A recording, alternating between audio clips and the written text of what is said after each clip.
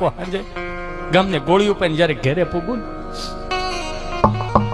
દરવાજો ખખડાવું, દરવાજો ખુલે ને સાહેબ, ઘરના ઉંબરામાં પગ મૂકું ને સાહેબ, ખબર નહીં કઈ ઉર્જા કામ કરે છે સાહેબ. મારા કાનમાં ધાક પડી જાય. મારી ઘરવાળી બોલે મને સમજાતું નથી સાહેબ, મારી ઘરવાળી બોલે સમજાતું નથી. અને છોકરા રોતા એમ લાગે કે હડકાયા કૂતરાય હારા હોય આની સાહેબ. ખબર નહીં શું થાય સાહેબ. મારા કાનમાં ધાક પડી જાય, મારા કાનમાં ધાક પડી જાય. આટલું કીધું ત્યાં ડોક્ટર સાહેબ ગળગળા થઈ ગયા. એ ભલા માણા, એ ગાંડા, એ ગાંડા રોવાય નહીં. આવા હવે જેવો માણાથી ઢીલો પોસો થઈ ગયો, રોવાય નહીં. આ ખંભે માથું રાખે, you હગ me, come with me, આવી જા, રોવાય નહીં ગાંડા, રોવાય નહીં.